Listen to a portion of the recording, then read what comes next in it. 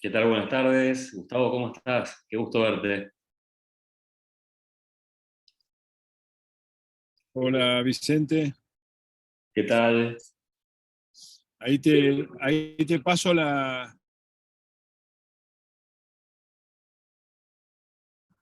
ahí te paso todo, así te podés hacer anfitrión. Estoy parado en la mitad Bueno, de... dale, perfecto. Doctor Saber, Te escucho. una consulta. Si hacemos alguna práctica de otorrino, por ejemplo, ¿se puede agregar al portfolio? Sí, claro, obvio, obvio. Bien, gracias. Es para eso el portfolio. Ya estás como anfitrión, Vicente. Perfecto, Gustavo, gracias, ¿eh? A ver, como yo estoy en camino, me va a resultar difícil mantenerme, así que hay que estar atento que se están sumando. Tenés 27 alumnos, lo esperado son 52, 53.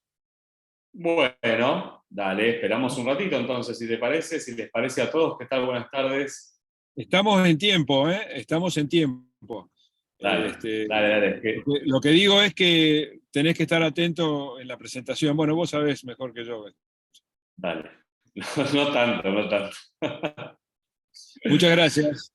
No, gracias a vos. Bueno, buenas tardes para todos. No sé si Hola. me ven, si me escuchan. Hola, buenas tardes. ¿Qué tal? Bueno, Vicente es mi nombre, Campolo.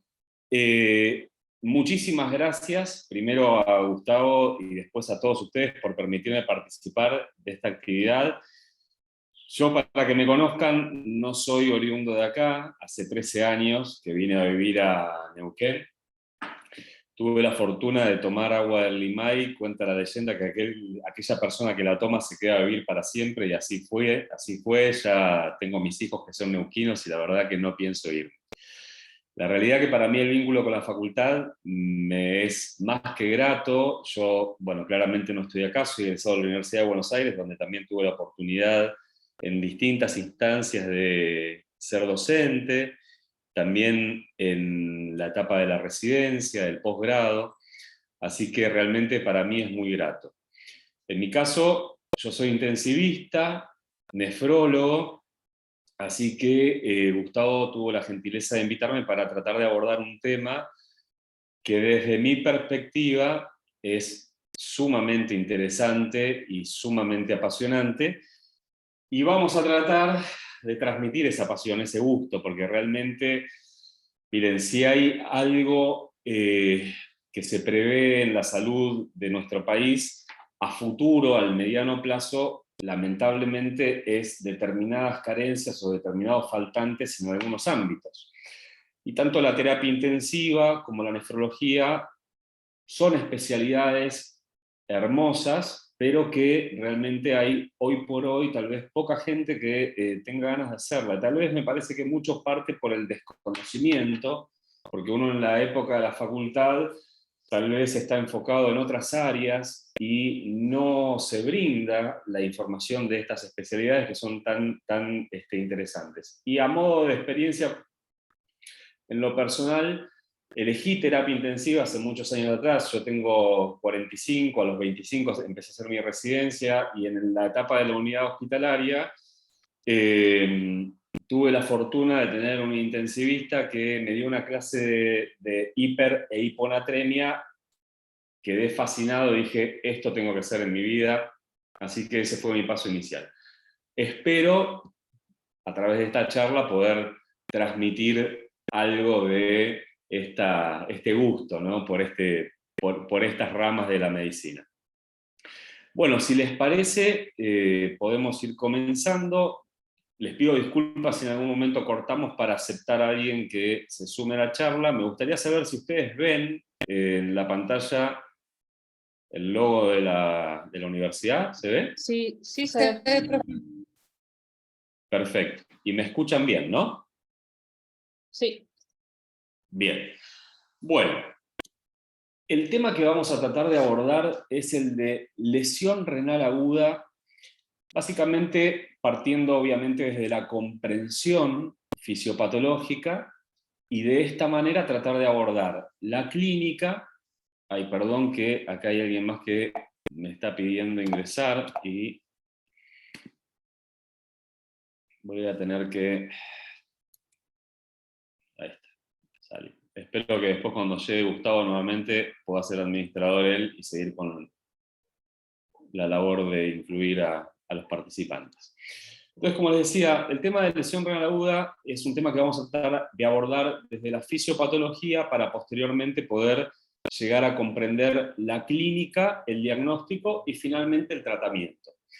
Creo que de esta forma de pensar a este tipo de entidad es la manera en la cual uno como médico debe abordarla, porque, a ver, si uno plantea una pirámide de conocimiento, para llegar al acmé, al vértice de la pirámide, de la sapiencia, uno debe construir una base, y la base debe ser sólida.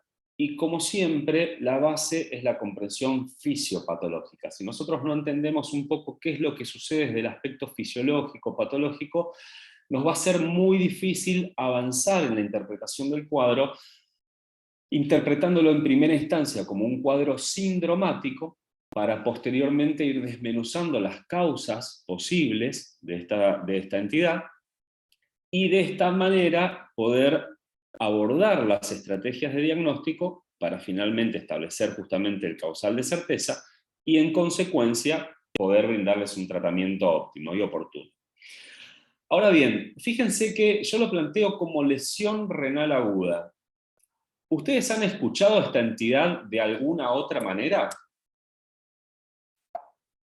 Injuria renal. Perfecto. ¿De qué otra forma? Ira. Ira, perfecto. Espérenme que tengo que salir de acá porque hay más gente esperando. Esperen. Ahí está.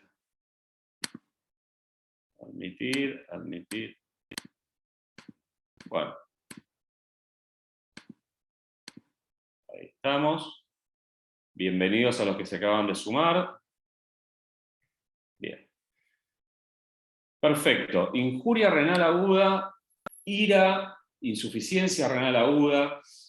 Los españoles lo llaman como fracaso renal agudo. Bueno, yo lo planteo como lesión renal aguda particularmente por lo siguiente. Nosotros, en nuestra práctica, en muchas oportunidades estamos habituados a incorporar palabras del inglés, ¿sí? Por ejemplo, en el caso de injuria renal aguda, uno lee la literatura sajona y la mayor parte de los artículos hacen referencia a acute kidney injury.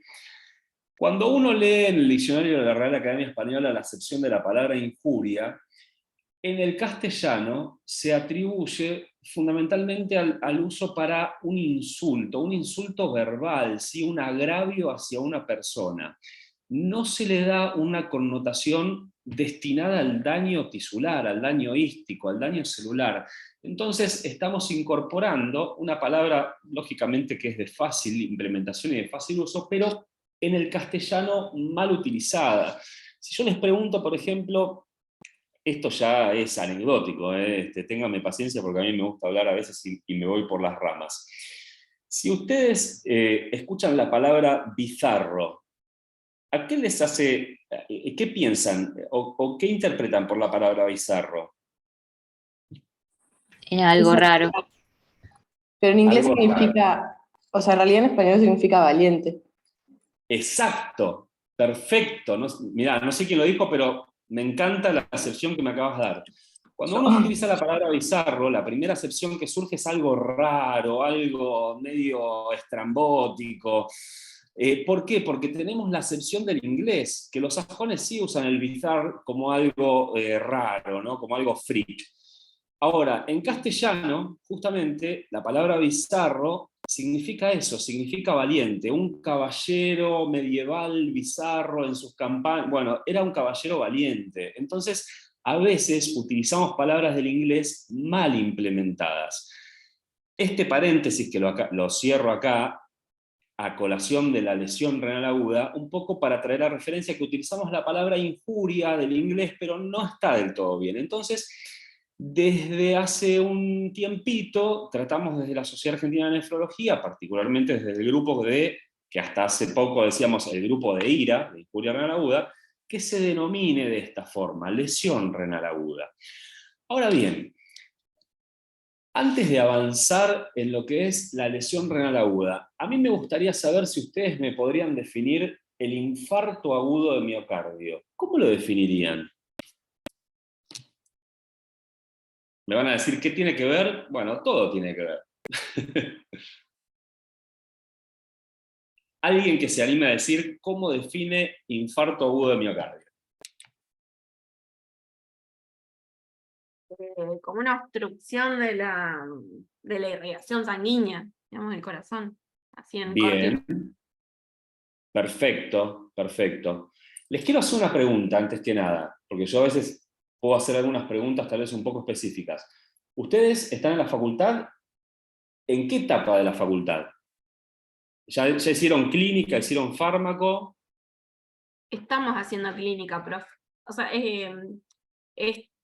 todo lo que es renal es parte de un módulo, que es el Bien. módulo 1, que está con cardio, con respiratorio, con neuro. O sea, y hematología. estamos recién empezando en el aspecto en clínica, en el módulo de clínica médica. Es que hay veces que haces primero el módulo 3 que es cirugía, o el módulo 2 que es gastro, o sea, depende cómo, Bien. es variado. Bueno, gracias, genial entonces. Bueno, está muy bien lo que vos dijiste. El infarto es la consecuencia de un fenómeno oclusivo sobre una arteria que perfunde un órgano y va a llevar al daño tisular por falta de aporte de oxígeno y determinados metabolitos que son fundamentales para mantener la vida de la célula. La consecuencia de esto básicamente es en primera instancia la isquemia y posteriormente el infarto, que después evoluciona con necrosis y ese daño irreversible que sucede. Ahora, yo les pregunto esto porque cuando ustedes le pregunten la definición de infarto, hay una definición específica, clara, sin mayor conflicto a la hora de definirlo. El infarto agudo de miocardio se define desde el aspecto médico como una situación en la cual hay un aumento en sangre de un biomarcador de daño cardíaco, que seguramente ustedes lo han escuchado, que se llama troponina, generalmente puede ser troponina T o troponina I, que se da dicho aumento como consecuencia de la oclusión que vos bien me mencionaste a nivel vascular, a nivel arterial. Y este aumento se ve acompañado de síntomas de isquemia, o sea, síntomas que es justamente la interpretación subjetiva que tiene el paciente en relación a esta situación. Se ve asociado a cambios electrocardiográficos, particularmente suele haber cambios en el segmento ST del electro. Esto después ya lo van a ver, tiene que ver con la fase de repolarización a nivel miocárdico, que se traduce eléctricamente en este segmento del electro, y esa modificación en este segmento habla de un fenómeno obstructivo coronario, o de un bloqueo de rama izquierda, hecho que también después lo van a conocer, la aparición de una onda Q en el electrocardiograma, la evidencia de un trastorno en la motilidad del corazón, valorado por ecocardiograma, o, como vos bien me mencionaste, la identificación de un cuadro obstructivo en una arteria coronaria, valga la redundancia. Entonces, eso es el infarto, pero fíjense que la definición se centra a partir del uso de un biomarcador, que es esta troponina. ¿Sí? ¿Vamos bien hasta acá? Sí, perfecto. Sí. Perfecto. Les pido disculpas porque hay 2 personas más que necesitan acceder, entonces vamos a admitirlos. Juliana y Florencia. Bien. Seguimos. Ahora bien, ¿por qué para mí es interesante tener justamente una definición precisa de lo que está sucediendo? Porque si yo sé lo que pasa, voy a poder implementar un tratamiento oportuno en forma rápida, en forma inmediata. ¿Y con qué objetivo tiene brindar un tratamiento oportuno? con mejorar justamente la calidad de vida del paciente y la expectativa de vida del paciente. Entonces, si yo no sé qué es lo que está pasando, no voy a saber cómo diagnosticarlo y no voy a saber cómo tratarlo. Entonces, conocer la fisiopatología, establecer un diagnóstico preciso rápido, me va a permitir llevar a este objetivo primordial en nuestra labor, que es mejorar la calidad y la expectativa de vida. Entonces, si yo sé cómo definir el infarto, sé cómo diagnosticarlo, inmediatamente le voy a poder brindar un tratamiento propicio, que fundamentalmente es desobstruir esa arteria que está ocluida y es responsable del infarto, ¿no? Ahora bien, si yo les pregunto, ¿cuál es la definición de lesión renal aguda? ¿Alguno que se atreva o que tenga ganas de compartir qué es lo que piensa de esta entidad a modo de definición? Pueden decir lo que se les venga a la mente, no hay problema. Un No me deterioro tenga miedo. brusco de la función renal. Excelente, Vía- fundamental. ¿Alguien que Que quiera puede ser aportar? reversible. Bien. ¿Algo más? Y basándote en lo que acabas de decir, podemos decir algo como el aumento de creatinina, por ejemplo. Muy bien, muy bien. ¿Quién es que lo dijo? Para saber el nombre. Yo, Luciana. Luciana, excelente, Luciana. Bueno, todas estuvieron muy bien. Deterioro ¿Podemos súbito, describir el agudo de tiempo la menor función de 3 renal. semanas? ¿Cómo? ¿Podemos describir el tiempo que pasan menos de 3 semanas? Interesante, interesante la relación entre el momento que se instala el daño y la Pero 3 cronología. meses. Ahora lo vamos a ver. Ese plazo vamos a charlar un poquito. Pero está muy bien también establecer un plazo, porque no es lo mismo el daño que se establece en 48 horas que en una semana, que en un mes, que en 3 meses. Entonces hay un correlato cronológico entre el momento que sucede el daño y el desarrollo de la alteración en la función. Eso ahora lo vamos a mencionar. O sea, todas estuvieron muy orientadas, pero fíjense que cada una de ustedes dio una opinión distinta. No hubo tampoco una definición homogénea. Todas estuvieron bien, pero no hubo congruencia en una definición única. Y esto no es algo que les pase a ustedes solamente. Fíjense que hace ya algunos años, en el año 2006, hay un señor que se llama Zaccaria Ricci, que vive en Italia, que trabaja con un señor que se llama Claudio Ronco, que es la persona que más sabe de este tema que yo le estoy comentando ahora, que se tomaron el trabajo de hacer una encuesta en distintos nosocomios y terapias intensivas de Europa, ¿sí? Incluyendo 560 participantes. Fíjense que la pregunta era simple: ¿cómo definían la lesión renal aguda?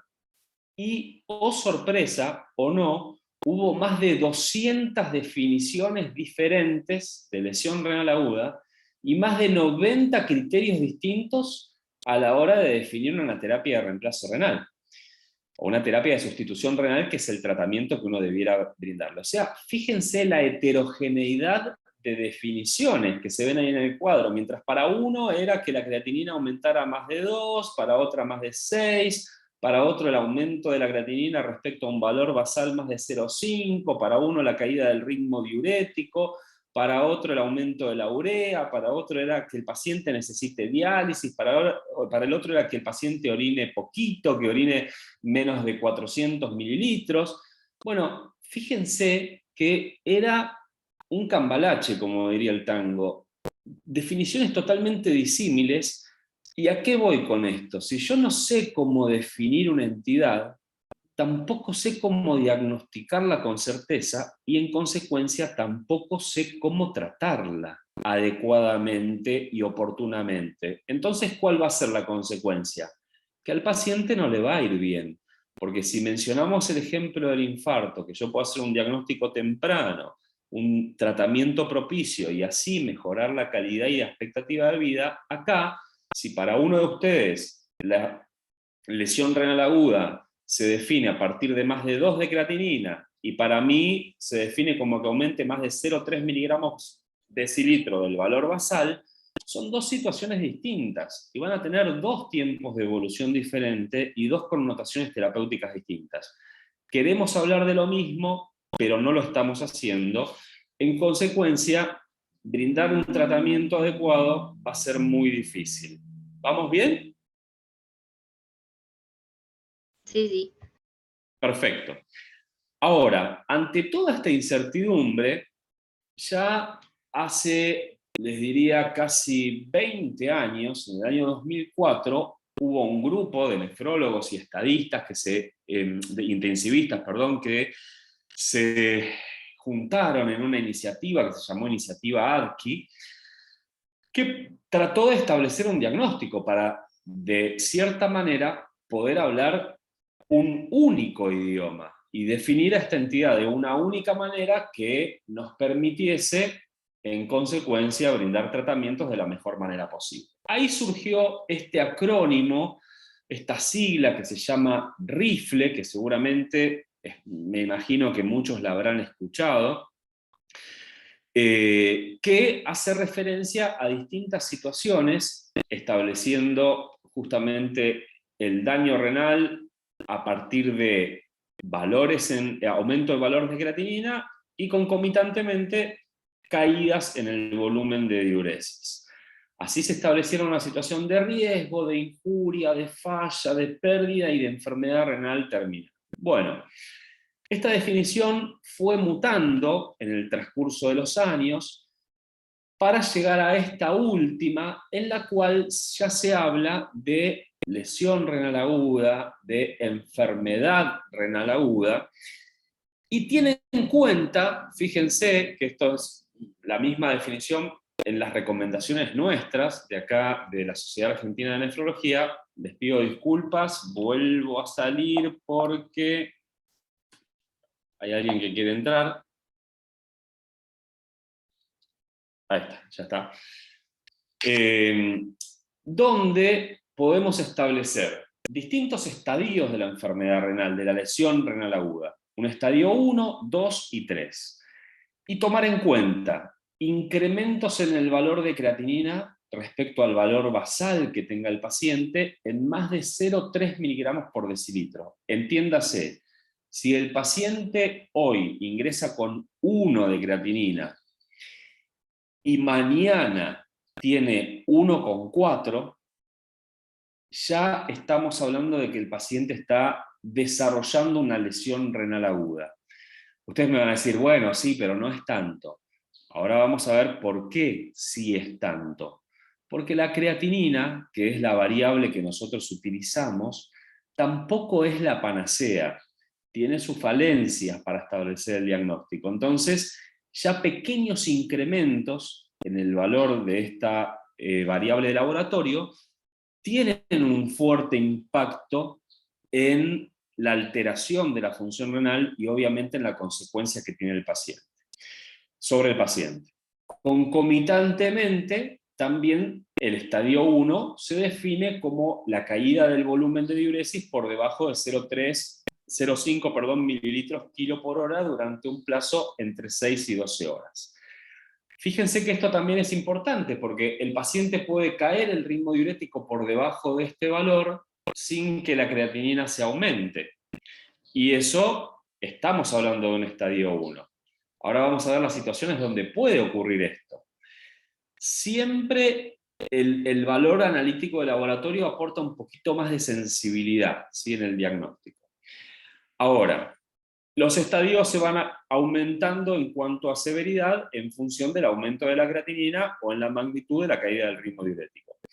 Y tener esta definición, obviamente, nos ha permitido comprender los escenarios desde el aspecto fisiopatológico y abordar a esta entidad en distintos estadios de su evolución. Fíjense que este cuadro establece a partir del uso de distintos biomarcadores. Recuerden cuando hablábamos del infarto que usábamos la troponina, hoy por hoy en la lesión renal aguda disponemos de la creatinina, pero como les mencioné no es el único ni el mejor. Hay otros biomarcadores que nos son muy útiles que en la Argentina ya se están empezando a utilizar, ahora los vamos a mencionar, que en otras partes del mundo ya están más instalados, y nos permiten establecer escenarios de alteraciones fisiopatológicas, donde puede haber situaciones donde la función del riñón se comience a afectar por una alteración funcional, tal vez porque la perfusión renal no sea la óptima, porque haya mecanismos de inflamación que altere la función, o identificar ya un daño propiamente estructural, de la estructura del riñón. Entonces, utilizando estos distintos biomarcadores, nos permite establecer en qué escenario estamos parados.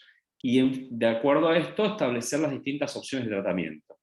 ¿A qué voy con esto? Por ejemplo, si yo tengo un paciente que se encuentra hipovolémico, entiéndase una situación donde el volumen circulante arterial efectivo está disminuido. ¿Qué quiere decir esto? Que la perfusión del órgano está disminuida como consecuencia de que el volumen que se está circulando es inefectivo, por distintas razones. Por ejemplo, un cuadro de deshidratación severa, por ejemplo, una hemorragia digestiva alta. Donde el riñón no se encuentra bien perfundido, va a comenzar a instaurarse una alteración en la función. Pero que si yo corrijo esta situación, si yo el paciente que está sangrando hago que deje de sangrar y repongo justamente esa situación de hipovolemia, la función del riñón rápidamente se va a normalizar. Entonces, corrijo esa función antes que se establezca un daño estructural sobre el riñón. ¿A qué voy con esto? Que estos biomarcadores, que después vamos a mencionar, nos permite justamente saber en qué momento de la alteración en la función del riñón estamos. Si es algo puramente funcional o ya es algo funcional y estructural. ¿Sí? Esperen que hay alguien más que se quiere incorporar, a ver si lo puedo. Creo que ya está. Bien. También tener una definición nos permite establecer pautas de seguimiento para el paciente.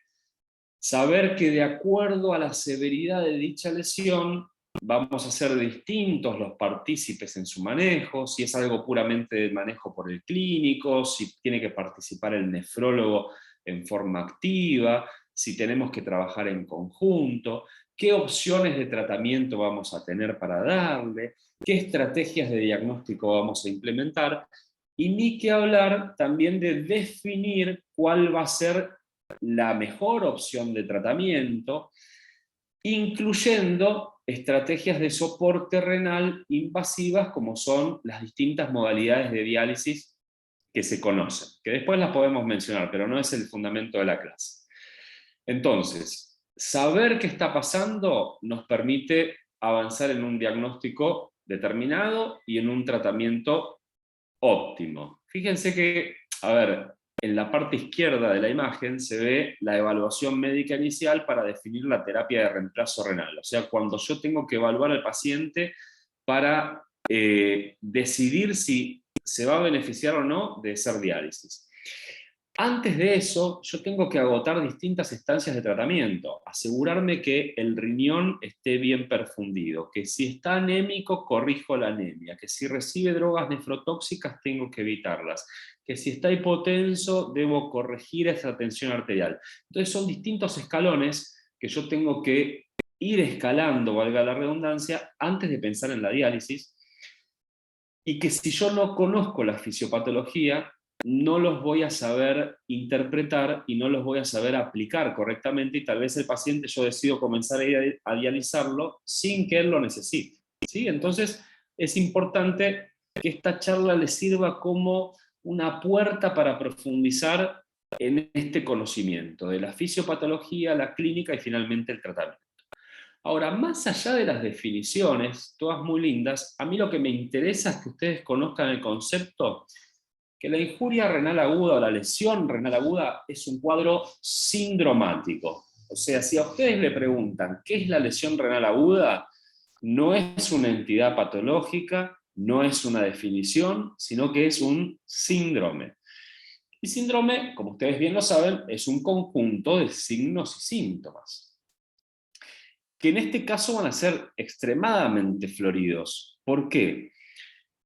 Ahora lo vamos a ver, pero fundamentalmente porque entre el riñón y el resto de la economía y el resto de los órganos hay un diálogo fluido, una interdependencia entre lo que le sucede a uno y a otro.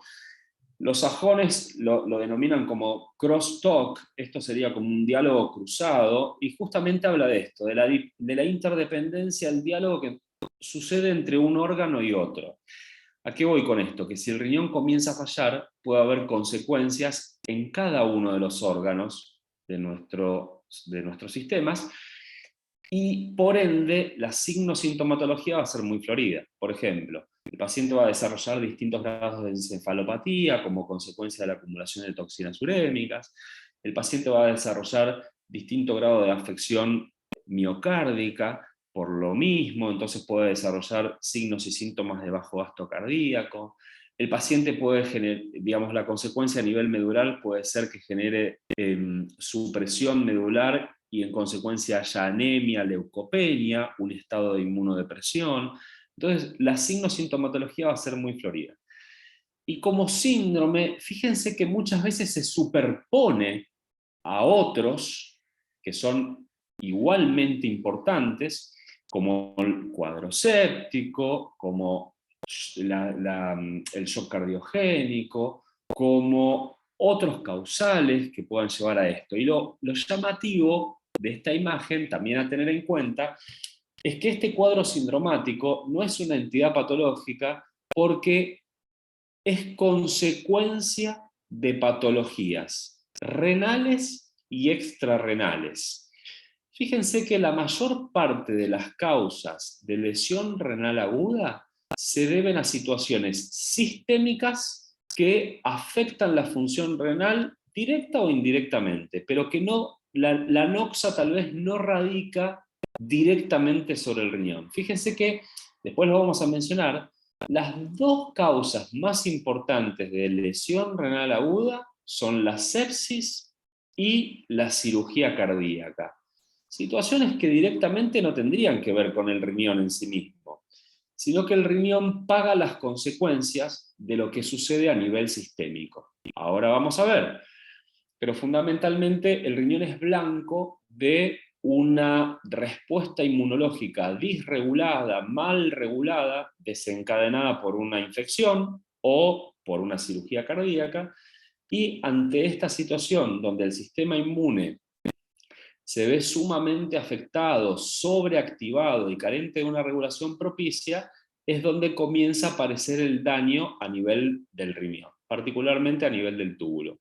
Entonces, ¿a qué voy? Con esto, como para que quede claro, la lesión renal aguda es un síndrome que responde a causas renales y extrarrenales, donde la vía final común es la alteración en la función del riñón. Y en relación a lo que les mencionaba de este diálogo, de este vínculo entre los distintos órganos, fíjense cómo la alteración de distintos parénquimas, como puede ser cardíaco, pulmonar, hepático, sistémico en el caso de un cuadro séptico, van a tener implicancias en alterar la función del riñón. Fíjense hacia su izquierda que mencionamos, síndrome cardiorrenal, alteraciones pulmonares, alteraciones hepáticas, procesos infecciosos que por distintas vías llevan a la alteración de la función renal, sean alteraciones inmunológicas o sean alteraciones hemodinámicas. Particularmente lo que ocurre en el paciente que tiene un compromiso pulmonar, particularmente que necesite de ventilación mecánica, donde toda la hemodinamia se ve alterada. Pacientes con hepatopatías crónicas o agudas avanzadas, donde también se ve alterada la perfusión esplásmica. Pacientes con insuficiencia cardíaca, donde se desarrollan situaciones de bajo gasto cardíaco e hipoperfusión del riñón o fenómenos congestivos. Entonces, todo esto conlleva la alteración de la función del riñón. Y dicha alteración de la función del riñón va a devolver a cada uno de estos parénquimas también injurias, también alteraciones funcionales. Fíjense que, como les mencionaba, a nivel cerebral va a tener consecuencias, desarrollo de encefalopatía con distintas magnitudes de severidad, desde un cuadro confusional hasta coma y enclavamiento. A largo plazo, demencia. A largo plazo, enfermedad vascular con accidentes cerebrovasculares, o isquémicos o hemorrágicos. A nivel cardíaco, también predisponer a arritmias, predisponer a isquemia, predisponer a insuficiencia cardíaca congestiva. A nivel pulmonar, favorecer mecanismos inflamatorios con injuria pulmonar, alteraciones hidrostáticas que conllevan al edema pulmonar. Bueno, fíjense que es un ida y vuelta.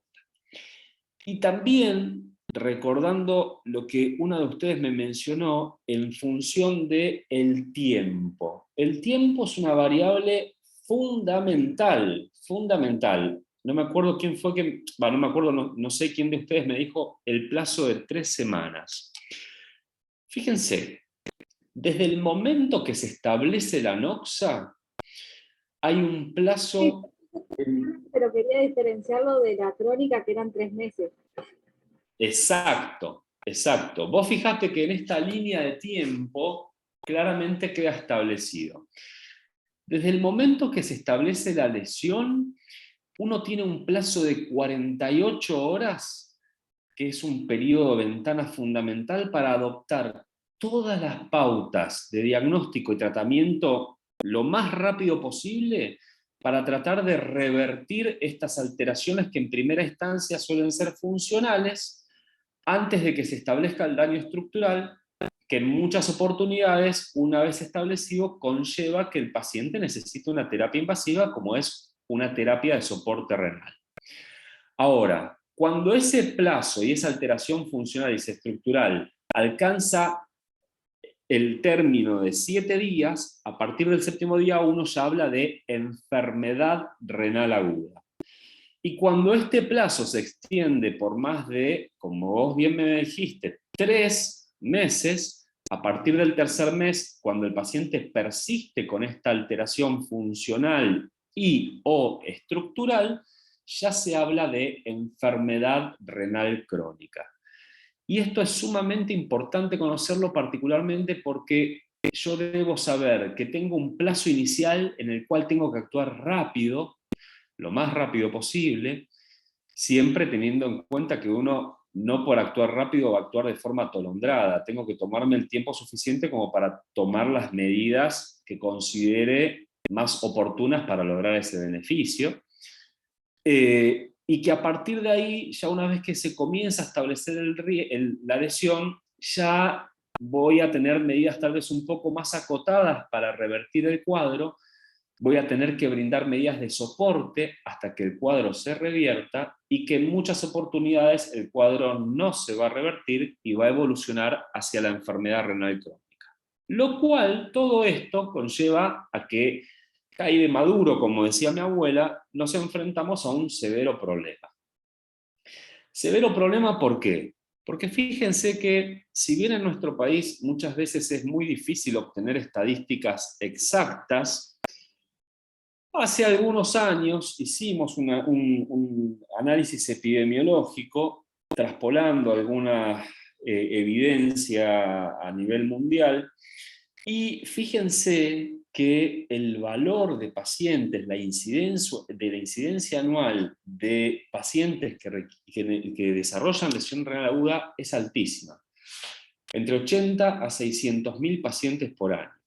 Y básicamente los pacientes que requieren terapia de reemplazo renal son más de 150.000, entre 20.000 y 150.000. Es muy heterogénea los valores, lógicamente, porque a veces es difícil obtener datos exactos.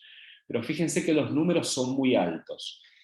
Muchas veces, la mayor parte de los pacientes que les desarrollan lesión renal aguda en el marco de la internación, y particularmente en el marco del área de terapia intensiva, el 20% de los casos va a conducir hacia la necesidad de una terapia de soporte renal. Valor muy alto. Gran parte de estos pacientes van a evolucionar a la enfermedad renal crónica, con toda la connotación que esto conlleva, no solamente para la calidad de vida del paciente, sino que indudablemente va a aumentar la mortalidad a largo plazo, y también va a tener un impacto negativo para el sistema de salud. Profe, En tengo una el pregunta. Sí, ¿Lo puedo interrumpir? claro. En la terapia terapia de soporte renal, ¿es lo que en el cuadrito que usted nos mostró primero de los criterios es TRR o eso es otra cosa? Sí. No, es lo mismo. Mirá, está Bien. buenísima tu pregunta. Hay siglas que uno las da por entendidas y está buena que vos lo sepas. Cuando uno comience a leer y a profundizar en el tema, vas a encontrar distintas siglas. Por ejemplo, una es TRR, terapia de reemplazo renal. Sigla que se ha ido modificando un poco y más que reemplazo uno usa la sigla ahora TSR, que es terapia de soporte renal. Tiene otra connotación, soportar, que es brindar el soporte hasta que el riñón se recupere. Cuando uno habla de reemplazo ya uno habla de algo de más definitivo. Entonces, sí, son siglas que uno las usa, te diría, casi indistintamente, pero vos vas a encontrar terapia de soporte renal, terapia de reemplazo renal, después vas a encontrar otras siglas, que por ejemplo, SLED, que habla de, es una sigla en inglés que uno habla de Sustained Load Efficiency Dialysis, que son diálisis de baja eficiencia sostenidas. ECOS, que es la sigla que uno utiliza para estrategias de soporte orgánico extracorpóreo. Vas a encontrar distintas siglas.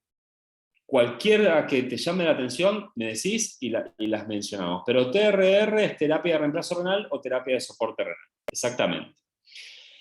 Vos fijate también, volviendo un poco al tema central, es que la lesión renal aguda, una vez establecida en el paciente crítico, en el marco de la disfunción multiorgánica, es la variable que tiene mayor peso en la mortalidad de los pacientes. O sea, ¿a qué voy? Cuando uno valora a un paciente con fallo multiorgánico, uno tiene distintas formas de hacerlo y distintos scores de severidad que uno utiliza. Dentro de las variables a tener en cuenta, ya sea falla hematológica, falla hemodinámica, falla metabólica, la falla renal es la que le confiere mayor mortalidad a los pacientes.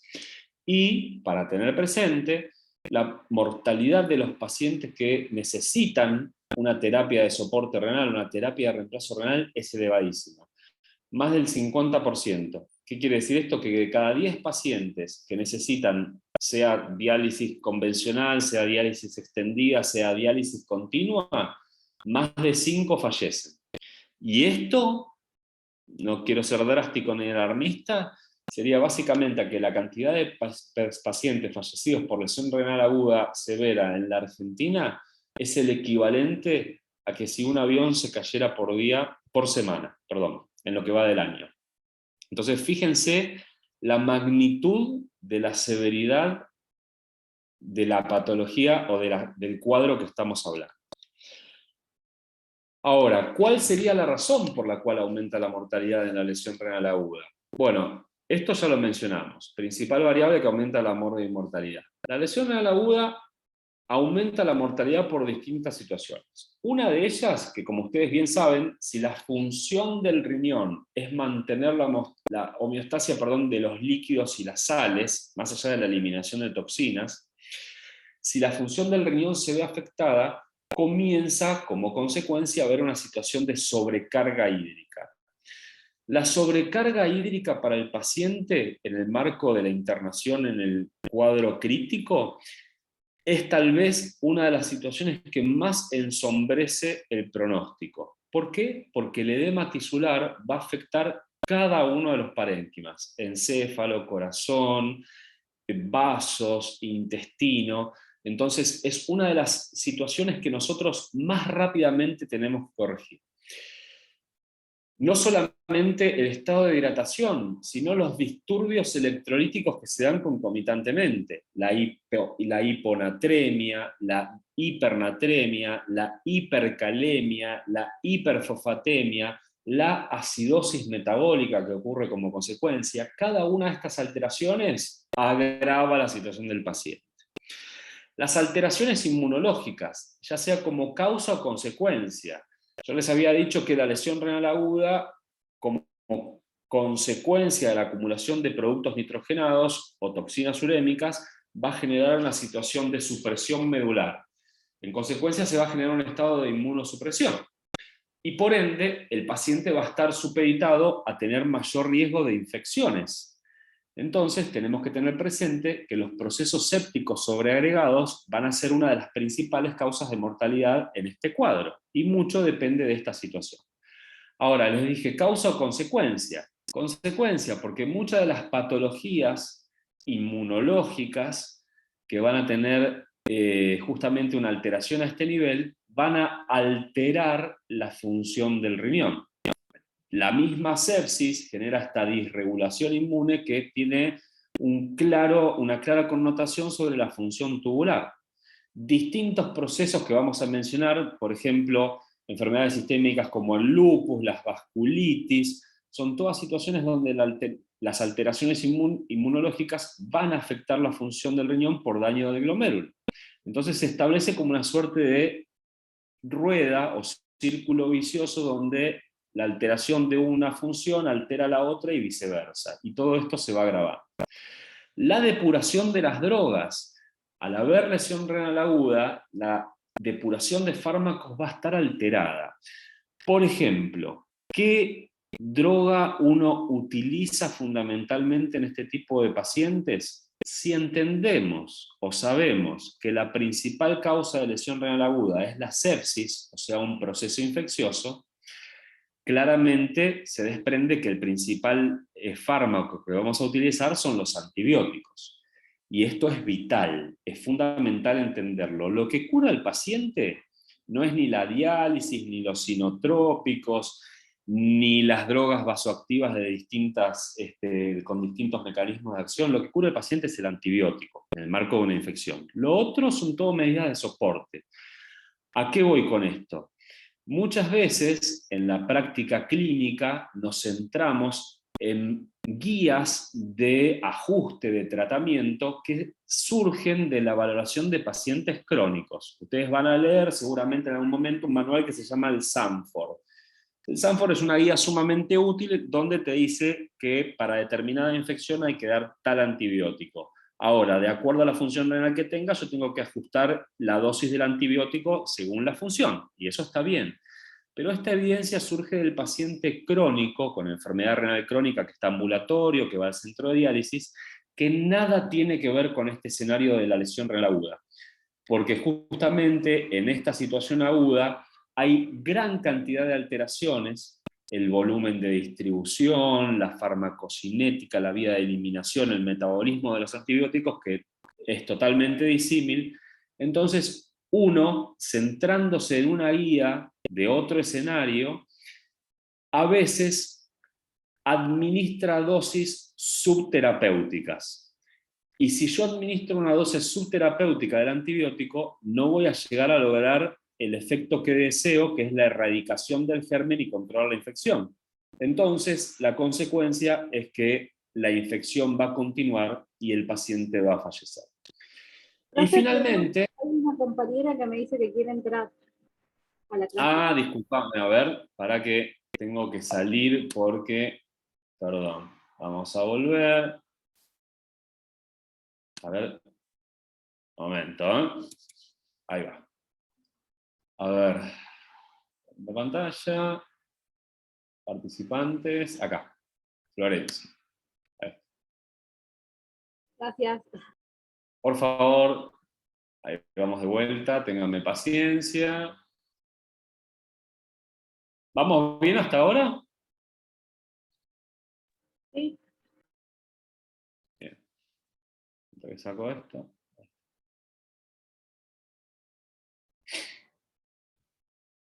Bien.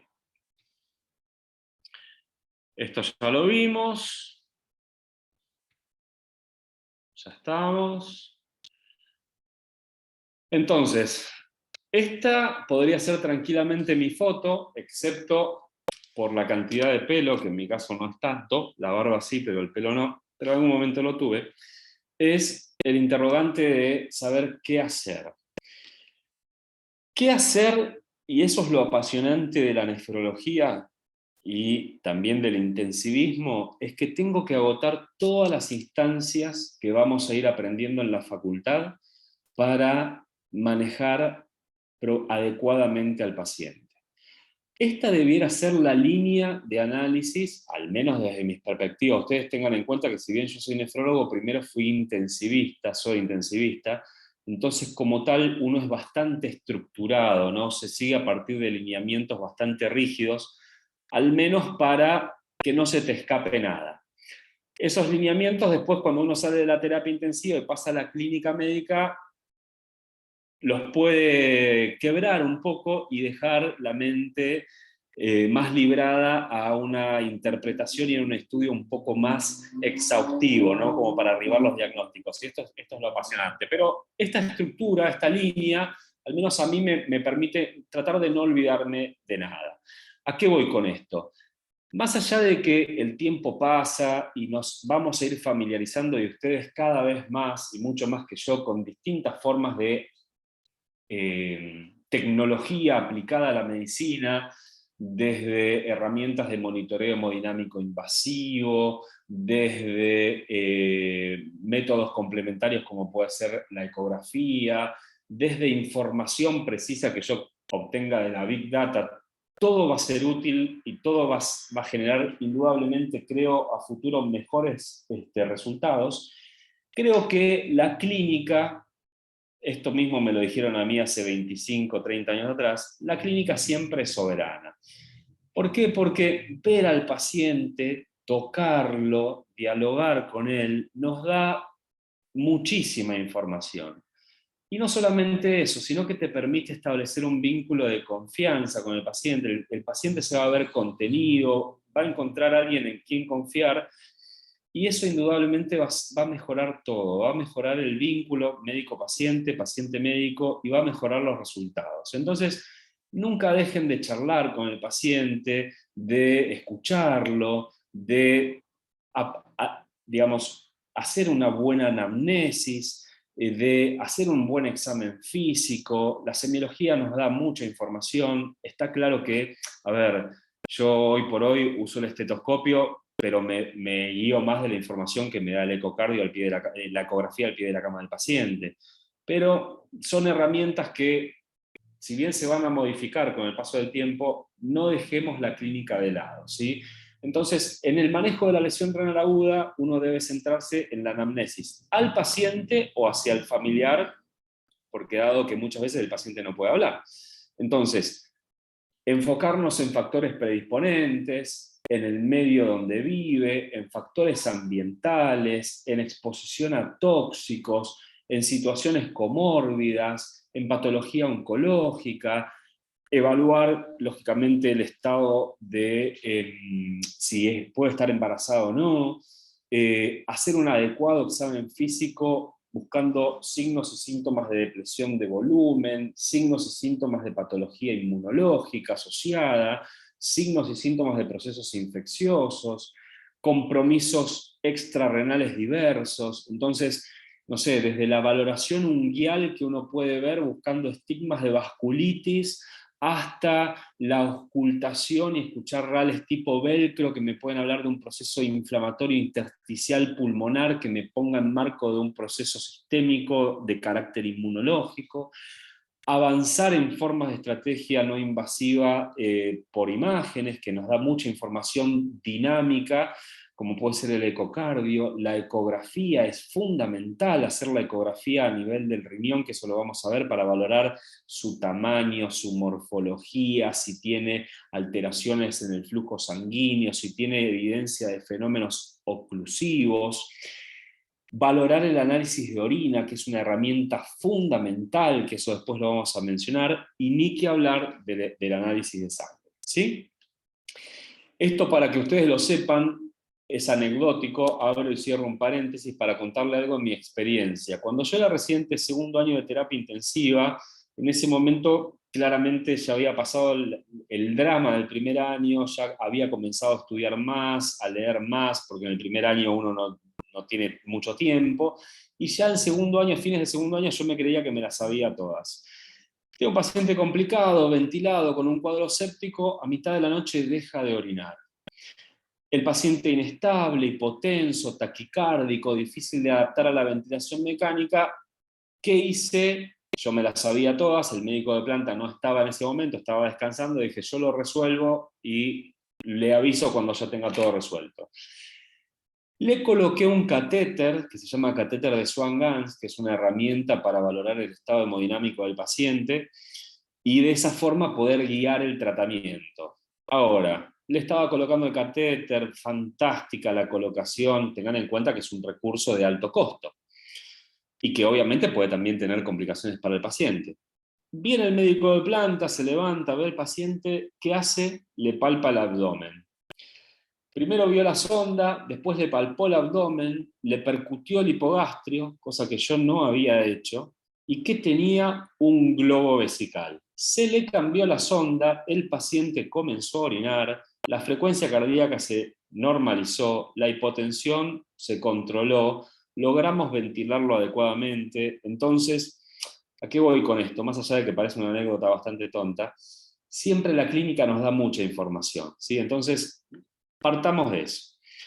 Ahora bien, volvamos un poco atrás. Cuando alguna de ustedes me mencionó cómo definimos la lesión renal aguda, alguien hizo mención a la creatinina, ¿no? ¿Es así?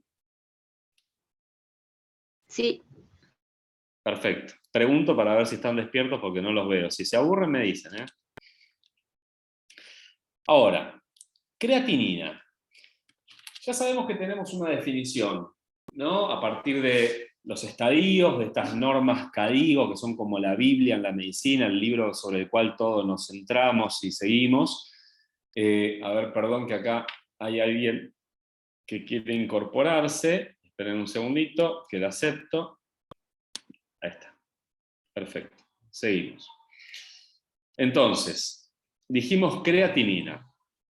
La creatinina, un aminoácido que tiene un peso molecular ahí, como ven, de 113 Daltons. ¿Alguien sabe de dónde viene la creatinina mientras incorporo a alguien más?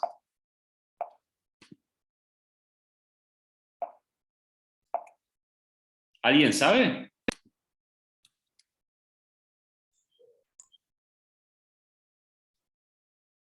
En nuestro cuerpo, ¿cómo se produce la creatinina? ahí te están respondiendo por el chat. No sé si lo ves, ¿no puedes ver? Ah, no, no lo veo, no lo veo. A ver, veo el chat. Músculo. Excelente, el metabolismo muscular. Perfecto. Mil gracias. Justo no lo veo el chat, pero muy bien. Entonces, ya a sabiendas que se producen del metabolismo muscular, ¿va a ser, ustedes creen, perdón, el mismo valor de creatinina que tiene un levantador de pesa o alguien que hace CrossFit del valor de creatinina que tiene mi abuela de 94 años? Dos No. opciones, ¿sí o no? ¿Qué piensan?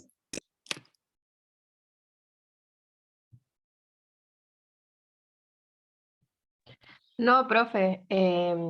Primero el que levanta pesas va a tener mayor destrucción muscular y por ende mayor catabolismo de las proteínas del músculo. Y la abuela Exactamente. va a tener diferente filtrado glomerular también, entonces no van a ser las mismas las creatinas. También, pero es muy bueno lo que vos me estás diciendo.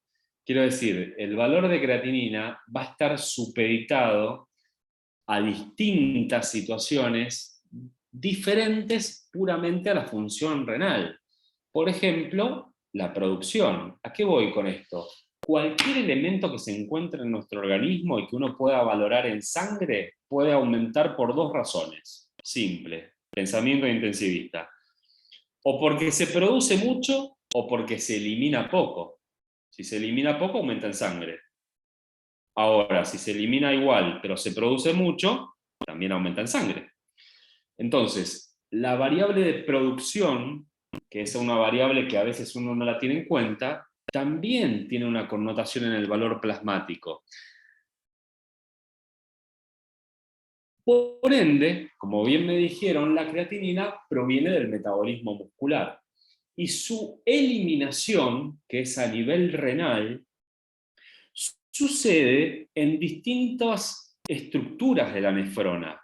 no solamente se elimina por filtrado glomerular, sino también que se elimina por secreción tubular. Entonces, esto es importante saberlo para comprender por qué aumenta o por qué no aumenta la creatinina. Entonces, el nivel plasmático va a tener relación con la tasa de producción, con la forma en que se distribuye en el cuerpo, con el volumen de distribución, y con la capacidad que tenga el riñón de eliminarlo, ya sea por filtración o por secreción. Entonces, miren que van a ser gran cantidad de situaciones que van a generar alteración en el valor de la creatinina sin que necesariamente la función del riñón se vea afectada. Por ejemplo, el uso de antibióticos. El Bactrim, ustedes seguramente es un antibiótico que lo conocen, ¿no? ¿Lo han escuchado? ¿El Bactrim? ¿La trimetroprima sulfametoxazol? Sí, sí, sí. Sí, sí. Bueno, es un antibiótico de uso común, se suele usar para las infecciones urinarias. Por ejemplo, sin ir más lejos, un ejemplo. Hace un tiempito atrás tuve una paciente que tiene lupus, biopsia renal con fines diagnósticos, función renal adecuada, 1,2 de creatinina, empieza el tratamiento inmunosupresor y concomitantemente uno tiene que darle un antibiótico como profilaxis. ¿Qué le di? Bactrim, que es lo que corresponde. Ahora, al mes de control, de 1,2, 1,3 de creatinina pasa a 2,1. Epa, ¿pasó algo? Le interrogo, la verdad que la chica 10 puntos, se sentía muy bien, no había nada en su vida que hubiera cambiado, en absoluto. Lo cual a mí me hizo pensar, bueno, ¿qué pudo haber sido? Porque la verdad le pido una orina, la orina estaba bien, no había ningún signo de inflamación, no tenía ningún signo de reactivación de la enfermedad. Bueno, lo primero que hago es sacar el Bactrim, es reducirle la dosis. Le reduzco la dosis y al cabo de 15 días le pido un nuevo control y la función renal de 2,1 creatinina ya se había normalizado. ¿A qué voy con esto? Es un ejemplo donde la creatinina puede aumentar sin que necesariamente la función renal se vea afectada, sino que hay una suerte de competición a nivel del mecanismo de secreción tubular que tiene la creatinina como vía de eliminación. Entonces, atento a esto. Gente que consume mucha carne, gente que tiene patología, por ejemplo, inmunológica como el lupus, donde por distintos mecanismos, por distintos factores se puede ver comprometida la secreción tubular. Atletas, tetania, síndromes febriles prolongados, son todas situaciones que pueden aumentar el valor de creatinina sin que necesariamente haya una lesión renal.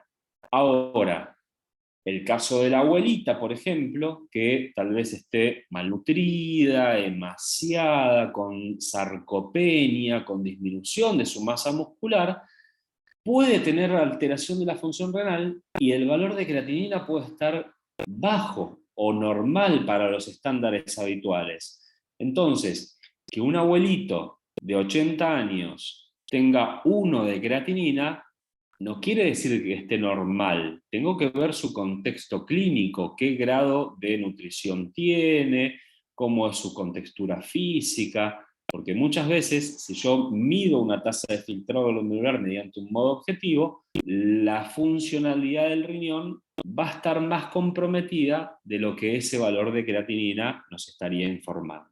¿Sí? Entonces, fíjense inclusive la fórmula de clearance que uno utiliza, el MRD, el Crocroft-Gold, son fórmulas que se utilizan comúnmente pero que no están validadas para algunos escenarios. Por ejemplo, los obesos, los adultos mayores, las embarazadas, pacientes que estén amputados. Entonces, son situaciones donde escapan a la implementación de esta fórmula justamente por esta razón. Ahora, para que ustedes lo vean, la cinética o la dinámica de la creatinina a nivel de la nefrona. Cuando la creatinina es eliminada, este proceso de excreción sucede porque el 80% de la misma es filtrada a nivel del glomérulo y el 20% restante es secretada a nivel del túbulo. Ahora fíjense, cuando hay algún tipo de alteración en el filtrado glomerular, quien compensa dicha alteración, dicha caída en la tasa de filtrado glomerular, es la secreción tubular. Entonces, este es un mecanismo compensatorio fundamental para mantener esa excreción, esa eliminación de la creatinina, pero que nos va a muchas veces confundir en la valoración de la tasa de filtrado glomerular. Y fíjense esta gráfica. Ocurre el daño en un paciente que tiene una tasa de filtrado glomerular de 110 mililitros por minuto. La creatinina no se va a modificar. El daño progresa, se ponen en marcha mecanismos compensatorios de hipertrofia del glomérulo, de hiperfiltración, el daño se está estableciendo, la tasa de filtrado glomerular va disminuyendo, pero la creatinina sigue sin aumentar. El daño es constante, hay más hipertrofia, más hiperfiltración, la tasa de filtrado va disminuyendo aún más, la creatinina sigue sin aumentar. Ahora bien, el daño está establecido, se superan los mecanismos compensatorios, se superan los mecanismos de compensación mediante secreción tubular, y es ahí recién cuando la creatinina comienza a aumentar, donde pequeñas caídas en la tasa de filtrado glomerular van a llevar a incrementos significativos en la creatinina. ¿A qué voy con esto? Para que la creatinina aumente, tiene que verse afectado el 50% de la tasa renal, de la masa total del funcionante del riñón, o sea, el 50% de las nefronas. Tiene que verse superado todo el mecanismo compensatorio, todo el volumen de reserva funcional. Recién ahí, 50% de compromiso, la creatinina comienza a aumentar, ¿sí? Entonces, ¿a qué voy con esto? Que la creatinina, el aumento de creatinina, que sucede cuando el daño, el insulto persiste y ya se ve afectada por distintos mecanismos el glomérulo y el túbulo, como se ve en esa imagen, recién ahí comienza a manifestarse el estadio 1, 2, 3 de la lesión renal aguda. Pero el daño comenzó a suceder mucho tiempo antes.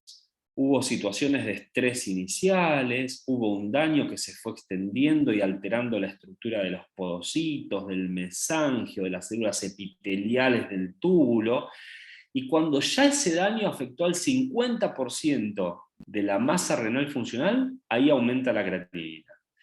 Esto básicamente es como si yo en este momento tuviera dolor de pecho, pediría un análisis de sangre para valorar la troponina, que es algo sumamente sensible, que aumenta rápidamente, y recién ese aumento en la troponina sucediera a los 2 días. Imagínense, si yo me infarto ahora y recién a los 2 días hago el diagnóstico, ¿cómo me va a ir? Mal, mal, mal. Voy a tener indudablemente menor calidad de vida en el mejor de los escenarios y mucho menor expectativa de vida. La mortalidad aumenta sustancialmente hora a hora.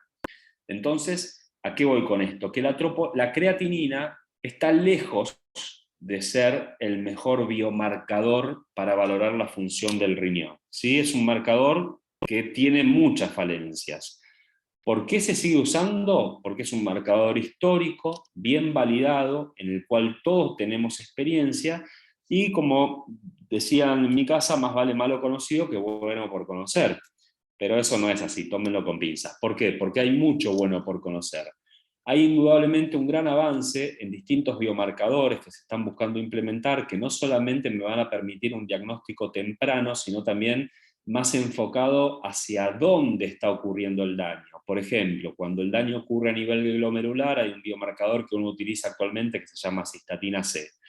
Cuando el daño ocurre a nivel tubular, uno tiene distintos biomarcadores, como son el ENGAL, que es la lipocalina asociada a la gelatinasa del neutrófilo, el NephroCheck, que es la combinación de 2 biomarcadores, que es el TIMP2, que es el inhibidor tisular de la metaloproteasa 2, y el EGFBP7, que es la proteína de unión al factor de crecimiento insulino símil tipo 7, que nos permiten establecer el diagnóstico temprano y selectivo, saber dónde está el daño. Hay mucho avance en distintos biomarcadores con técnicas de ARN mensajeros para saber si ese marcador aumenta, se va a beneficiar, le va a ir bien al paciente, o si aumenta, le puede ir mal. Pero concretamente lo que más se utiliza en la actualidad y lo que más está validado es ENGAL y el NephroCheck, que ya está validado en distintos escenarios, que se utilizan en el marco de la sepsis, en el marco de la cirugía cardíaca, y que antecede al aumento de la creatinina en un plazo por lo menos entre 48 a 12 horas antes. O sea, estos marcadores aumentan mucho tiempo antes del aumento de la creatinina. En consecuencia, me permite abordar al paciente con mucha anticipación, identificar al paciente cuando está ocurriendo esa situación de estrés en el glomérulo o en el túbulo, ¿sí? ¿Por qué no están utilizados en forma universal? Bueno, fundamentalmente porque si bien son muy sensibles, algunos no son tan específicos, o hay que analizarlos en una forma un poco más amplia. Por ejemplo, ENGAL, que es un biomarcador que se libera desde el neutrófilo, puede aumentar también en otros escenarios, como el distrés respiratorio, e indudablemente también para nuestro medio, lamentablemente pasa por una cuestión de costos. El costo de estos biomarcadores es muchísimo más alto que utilizar la creatinina, ¿no? Entonces, hasta que no se implemente en forma universal, la realidad que disponer para el día a día aún falta un poquito. Pero fíjense que todo esto que les estoy mencionando, que parece algo bastante pesimista para nuestro medio, sigue formando parte de la agenda de los intensivistas y nefrólogos a nivel del mundo. ¿Qué es esto? Es que aún nos falta identificar o disponer como nefrólogos de una troponina para el riñón. Recuerdan en el ejemplo del infarto, la troponina me permite establecer diagnóstico y actuar en consecuencia, que es revascularizar al paciente.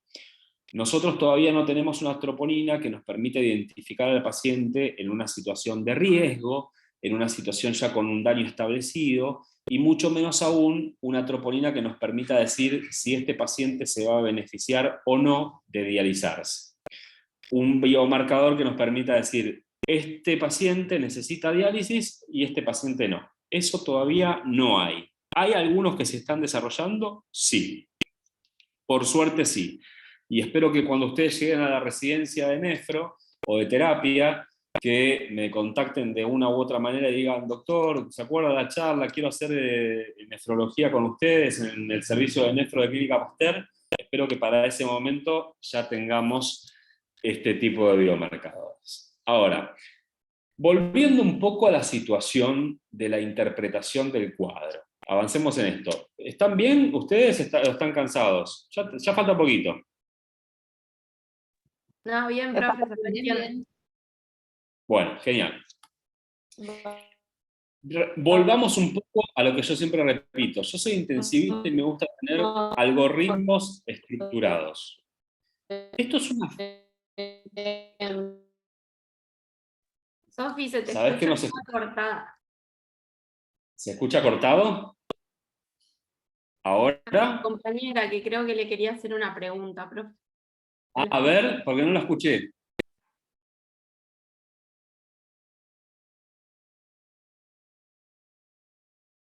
Escucho, ¿eh?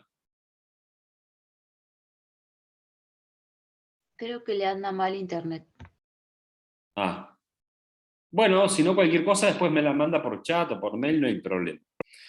Bueno, sigamos. Entonces, esta es una forma esquemática, tengan presente esto, es solamente esquemática para llegar al diagnóstico de la entidad que justifique la lesión renal aguda. ¿Por qué digo esquemática? Porque esto no es así, no es que puedo tener una causa prerrenal y en consecuencia no voy a tener renal ni postrenal. Fíjense el ejemplo que yo les puse hoy en el cuadro, en el caso del paciente que le puse un SWAN. Era un paciente que estaba séptico, o sea, va a tener un mecanismo de daño renal en 2 de estos 3 escenarios. Prerrenal, sí, porque la sepsis genera una mal distribución del volumen intravascular, entonces va a generar una hipovolemia relativa. Renal, sí, fundamentalmente porque la sepsis desarrolla un mecanismo inflamatorio de daño tubular directo. Ese es el principal mecanismo de daño que generan las infecciones por vías sépticas, no lo hemodinámico, sino lo inflamatorio. Entonces, ¿qué se me sumó al ejemplo que les mencioné? La causa postrenal, tenía la sonda tapada. Entonces, que un paciente tenga una situación no invalida que tenga el resto, y muchas veces se encuentran superpuestas. ¿Qué quiero que quede claro? Que esto es puramente esquemático. ¿Se pueden superponer? Claramente sí. Cuando uno habla de prerrenalidad, habla de situaciones donde el volumen o el flujo de sangre y en consecuencia la disponibilidad de oxígeno para el tejido se va a ver afectada. ¿Cuáles son estas situaciones? El bajo gasto cardíaco, la insuficiencia cardíaca, la hipovolemia afectiva, la falla hepática por las alteraciones en la vasodilatación, en la perfusión esplácnica, síndromes compartimentales, uso de determinados fármacos. Eso es prerrenal.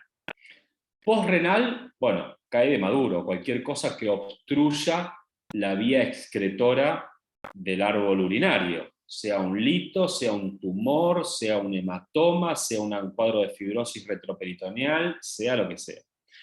Y renal, dentro del riñón, nosotros tenemos que tener en cuenta que hay 4 estructuras básicas. Vuelvo a lo mismo, yo soy intensivista y me gusta pensarlo así. Si uno habla con un patólogo te va a dar una explicación florida de cada uno de los integrantes del parénquima renal. 4 estructuras básicas: glomérulo, que es el filtro; túbulo, que es el sistema tubular de conducción del fluido; intersticio, que es lo que rodea cada una de esas estructuras; y los vasos.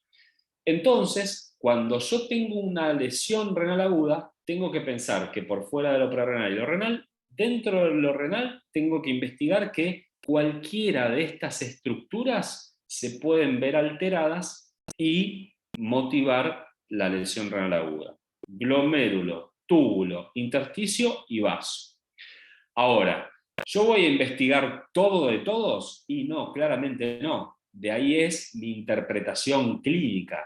Si yo tengo un paciente que está cursando un cuadro séptico, con fallo multiorgánico por una neumonía severa de la comunidad en un huésped inmunocomprometido, ya me voy a ir enfocando mentalmente a partir de la interpretación sindromática que hago, de que el daño es consecuencia de la sepsis. Por ende, el daño está enfocado sobre el túbulo.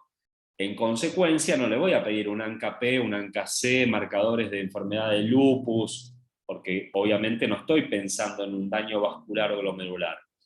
Ahora, si yo tengo un paciente lúpico que viene a mi consultorio con alteración en la función renal, le pido una orina donde tengo ciertas características en los glóbulos rojos, ciertas características en los cilindros, obviamente yo me voy a enfocar a que el daño está en el glomérulo y no en el túbulo. Entonces, ¿a qué voy con esto? La interpretación de todo esto se sustenta en la clínica, en lo que yo estoy valorando en relación a la información que me brinda el paciente. Esto para que ustedes sepan, estructuras que se ven alteradas en el riñón, enfermedades glomerulares. ¿Puede una enfermedad glomerular llevar a la lesión renal aguda? Claramente sí, particularmente lo que se conocen como glomerulonefritis rápidamente evolutivas, de rápida evolución, donde hay mecanismos inflamatorios de las distintas estructuras del glomérulo que obliteran el glomérulo e impiden su función. Un amplio abanico de patologías inmunológicas. Fíjense, vasculitis asociada a ANCA, lupus, enfermedades glomerulares mediadas por complemento, nefropatía por IgA, enfermedad por anticuerpo contra la membrana basal. Son todas enfermedades, la mayoría sistémicas de carácter inmunológico que van a generar un daño sobre el glomérulo. Y este daño, si evoluciona rápidamente, me va a llevar a la lesión renal aguda. Cuadros sindromáticos sistémicos que se superpongan a la lesión renal, a la función renal. Síndrome hepatorrenal, síndrome cardiorrenal, exposición a fármacos que me pueden dar toxicidad directa del túbulo, nefritis túbulo intersticial. Esto es la consecuencia de un fenómeno de hipersensibilidad ante la exposición de determinadas sustancias, que fundamentalmente suelen ser fármacos. Ahora bien, de todas estas menciones, de todas estas causas, nombré muchas, pero me están faltando algunas, que indudablemente, como ya me había anticipado, son las dos más importantes. De todas las causas de lesión renal aguda, las dos más importantes para que tengan presente son la sepsis y la cirugía cardíaca. ¿Qué tienen en común estas dos situaciones? La activación disregulada del sistema inmune, que por distintos mecanismos vinculados a la inmunidad innata, ya sea celular, como también mediado por vía del complemento, van a generar el daño sobre el túbulo. Entonces, siempre tenga presente, en el paciente internado la causa más importante de lesión renal aguda es la sepsis, seguido de la cirugía cardíaca. Ahora, la tercera causa, en orden de frecuencia, es la exposición a fármacos. El 20% de las drogas que uno utiliza en el paciente crítico, en el paciente internado, son nefrotóxicas. Y lógicamente, la población más susceptible son los adultos mayores. Y desde ya que esto va a tener un impacto negativo en que se asocie a mayor mortalidad y mayor requerimiento de terapia de reemplazo renal. Por eso, cuando uno brinda un tratamiento farmacológico, tengamos en cuenta siempre esto. Es tan importante saber la indicación como saber la contraindicación y los efectos adversos, lo bueno y lo malo. Porque uno muchas veces se centra en decir, bueno, sí, le voy a dar en Alapril para controlar la presión. ¿Sé cómo actúa? Sí, sé cómo actúa, pero desconozco los efectos adversos. Entonces, siempre tenemos que tener presente que cualquier fármaco que nosotros utilicemos puede tener y puede desencadenar efectos adversos graves. Y la lesión renal aguda es uno de ellos. Sin ir más lejos, por ejemplo, hace 3 semanas internamos una chica de la zona de la cordillera de 17 años que por un foco odontógeno, por un flemón, le dieron Optamox. Optamox es amoxiclavulánico. Una chica de 17 años que en un control que se hizo hace un tiempo atrás tenía 0,8 de creatinina. Llegó con 5 de creatinina. ¿Diálisis? ¿5 de creatinina? ¿Tú hubieras pensado que sí? No, es identificar la causa, anamnesis, buscar la correlación, causa-efecto, probablemente farmacológico. Sí, pedimos análisis de sangre, análisis de orina, todo apuntaba a una entidad que se conoce como nefritis túbulo intersticial. ¿Qué necesita? Obviamente sacar el agente causal y brindar un tratamiento que me module el cuadro de hipersensibilidad. Entiéndase, corticoides. Empezó tratamiento con corticoides y al cabo de 6 días ya tenía 1 de creatinina. Al 7º día, alta con 0,8 de creatinina. ¿Necesitó diálisis? No. Pero lógicamente, yo no tengo que dializar pacientes. Perdón, yo no tengo que dializar números. Tengo que dializar pacientes, tengo que tratar pacientes. Los números son indudablemente una herramienta fundamental, pero siempre me debo centrar en una correcta anamnesis y en un correcto examen clínico. Fíjense que de las drogas que nosotros utilizamos, que son esenciales, todos tienen por distintos mecanismos posibilidad de desarrollar lesión renal aguda. Antihipertensivos, analgésicos, antimicrobianos, quimioterápicos, antivirales, inmunosupresores. Entonces, tengan presente que siempre, antes de dar cualquier tratamiento, tenemos que centrarnos en conocer los efectos colaterales. Hay distintas asociaciones que después van a ir conociendo, antibióticos particularmente, o quimioterápicos que por distintas alteraciones en su farmacocinética y en su farmacodinámica pueden aumentar el riesgo de efectos colaterales.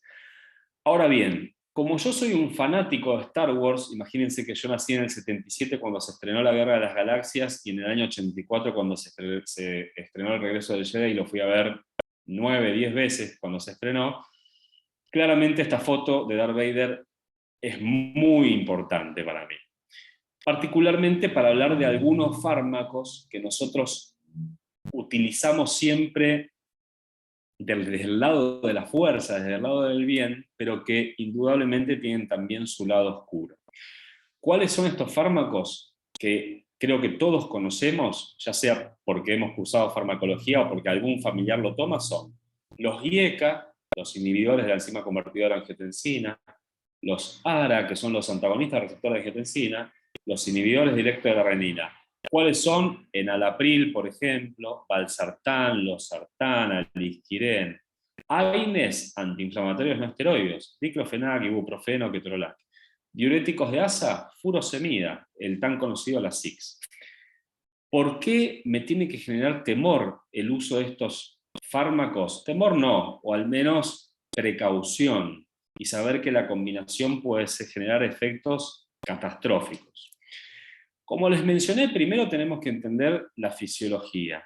El glomérulo recibe la sangre por una arteriola aferente. Esta sangre se capilariza de una forma particular, envuelta por un espacio que es el espacio urinífero de Bowman. De esta forma constituye el glomérulo, y la sangre sale por una arteriola eferente.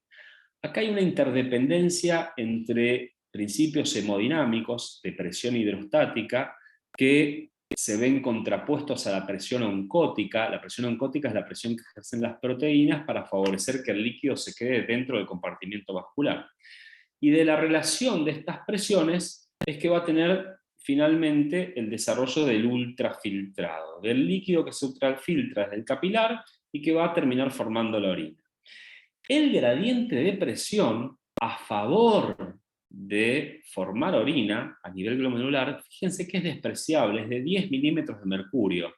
Cualquier órgano necesita un mínimo de perfusión de 60 milímetros de mercurio. La tensión arterial media de cualquiera de nosotros básicamente está en 65, 70, o sea que fíjense que el gradiente es muy bajito. ¿A qué voy con esto? Cualquier situación que modifique la hemodinamia del glomérulo va a tener consecuencias severas en esta presión hidrostática.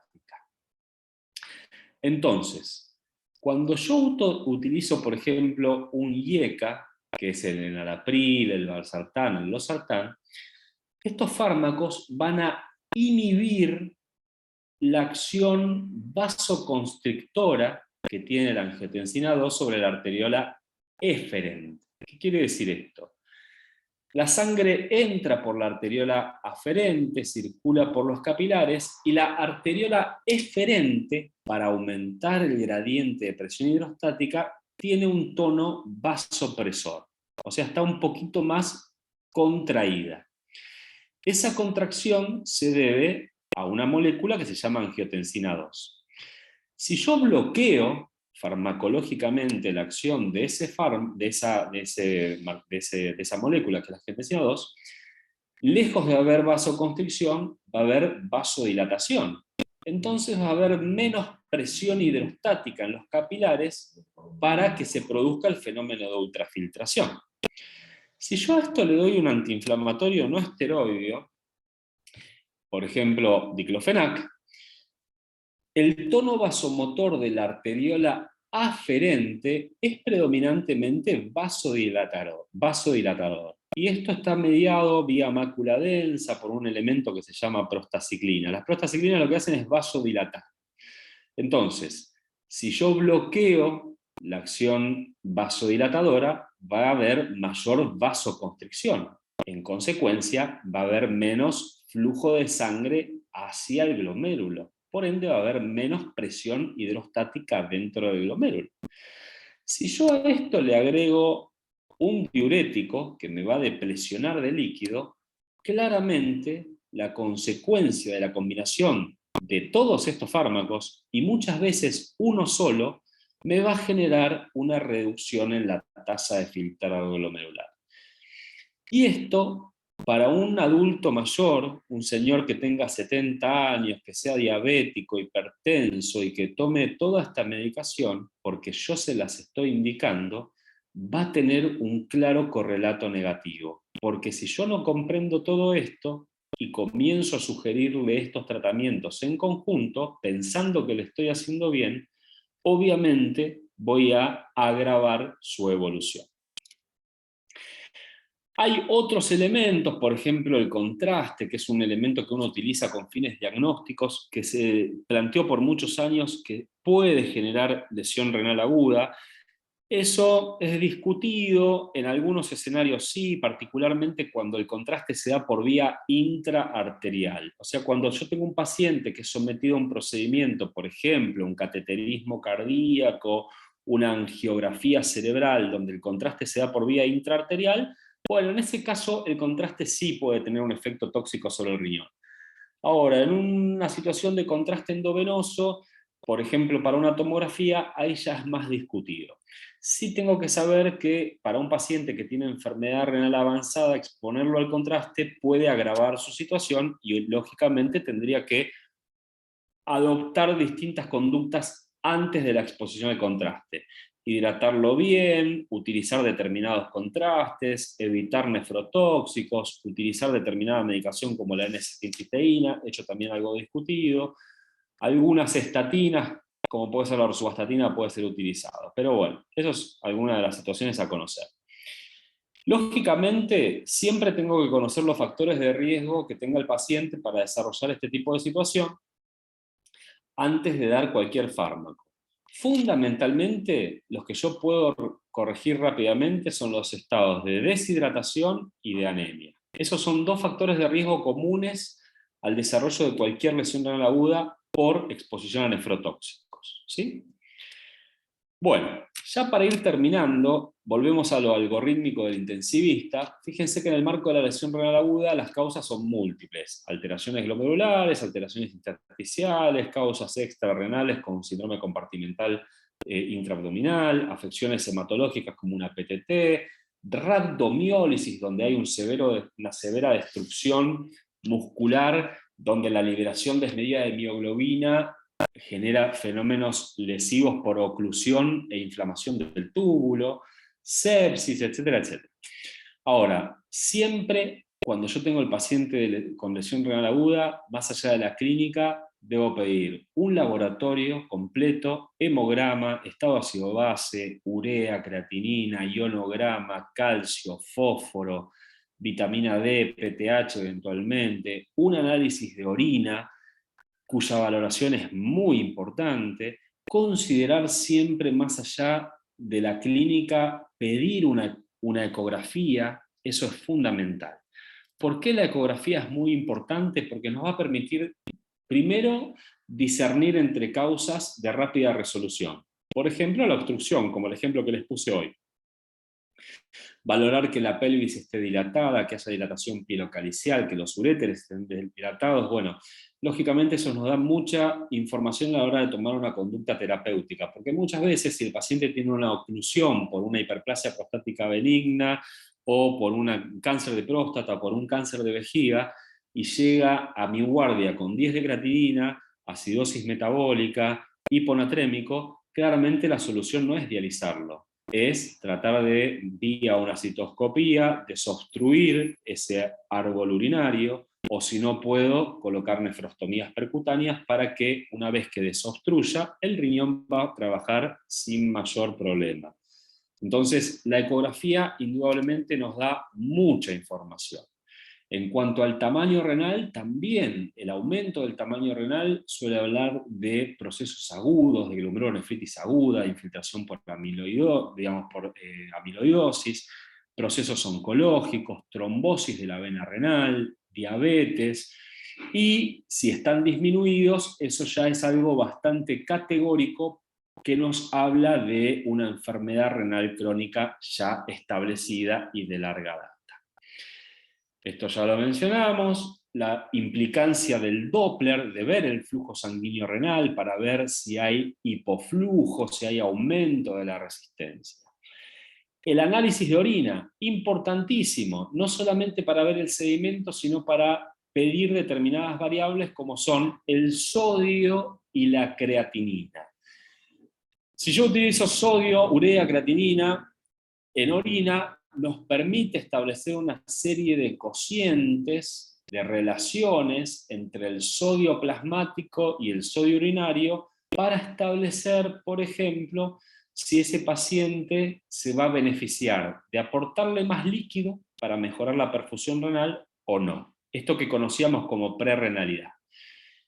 Uno utiliza una variable que es la excreción fraccional de sodio, en la cual si es menor al 1%, quiere decir que le está llegando poco líquido. ¿Cómo lo explico? Porque el sodio que llega al túbulo se está reabsorbiendo en su totalidad en un intento que tiene el riñón de no perder sodio y en consecuencia agua. Entonces, a este tipo de paciente le tengo que aportar líquido para corregir esa hipovolemia, esa hipoperfusión.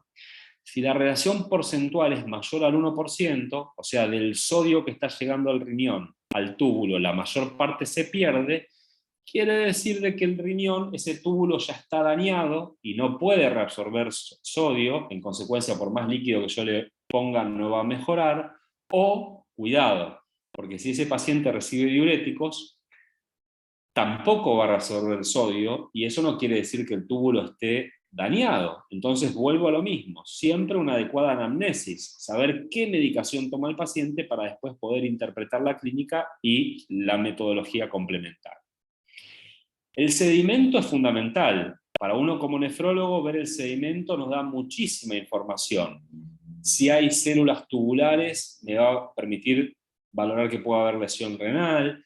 Si hay hematíes, glóbulos rojos, si tienen una forma conservada el glóbulo rojo, bueno, probablemente el sangrado tenga una causa ajena al glomérulo. Si el glóbulo rojo tiene una alteración en la forma, lo que se llaman dismórficos, que tienen formas como la cabeza del ratón Mickey, a veces así con las orejitas y algunos globitos alrededor, bueno, esa aparición de glóbulos rojos dismórficos, si es elevada, más del 80% del total de los glóbulos rojos, es patognomónico de daño glomerular.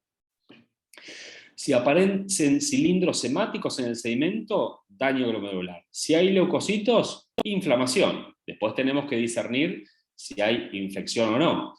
Si hay piocitos, suele hablar de infección. Si hay cilindros leucocitarios, suele ser por infección.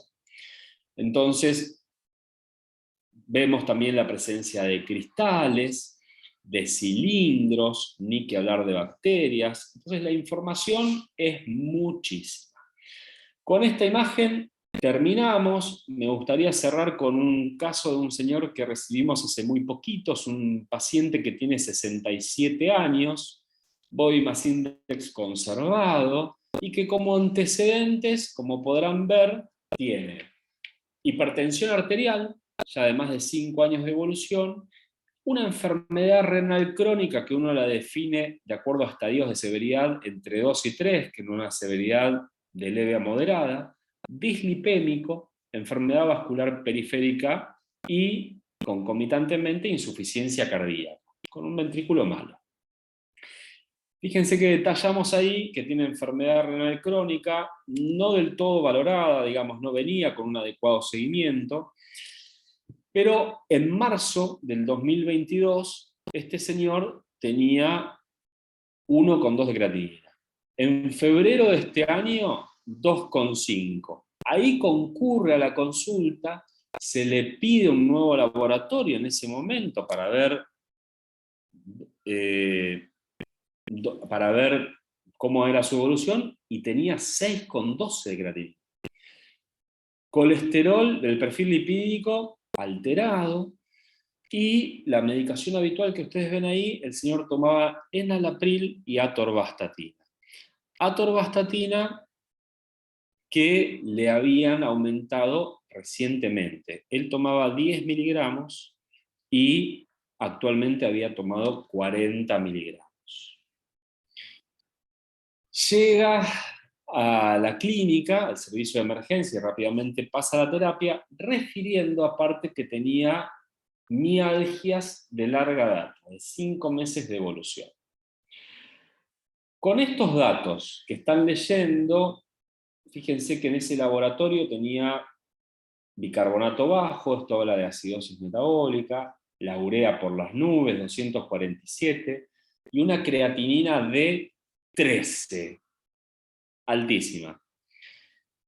De estos datos que mencionamos, los que cursaron fármaco o clínica, que ya han cursado alguna otra especialidad, ¿se les ocurre algo que pueda ser causal de tanta insuficiencia renal, de tanta lesión renal?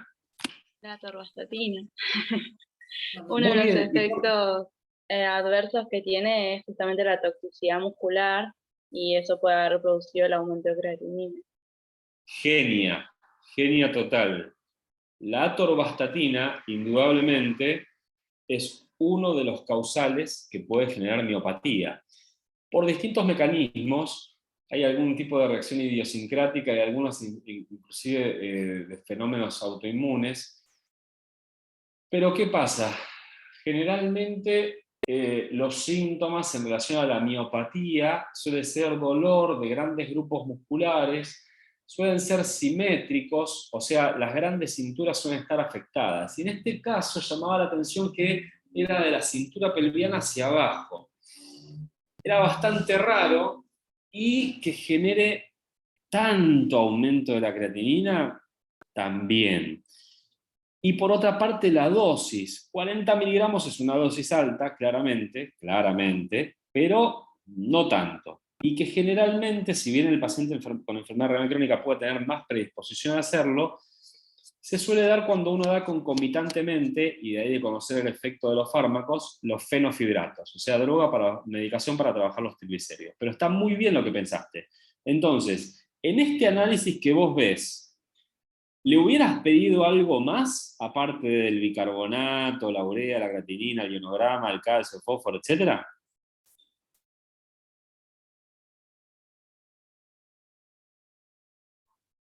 Podés decir lo que se te ocurra, ¿eh? No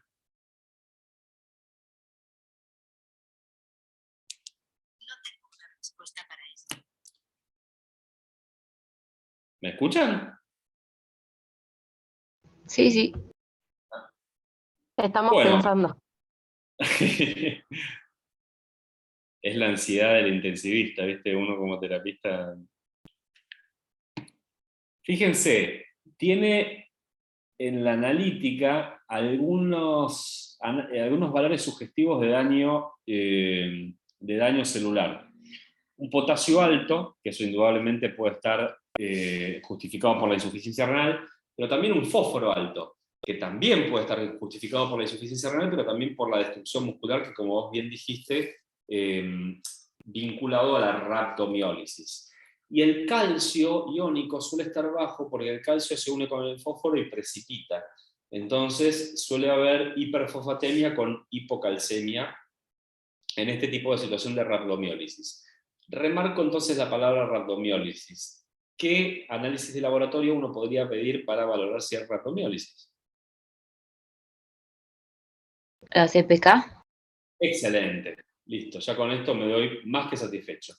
La CPK, la creatinina fosfoquinasa, es un elemento muscular que, como ven ahí, el valor era de 25.386. Claramente no supera los 100 en un paciente sin alteraciones, ¿no? 25.386 es un valor que al menos a mí no solamente me llama la atención, sino que me asusta.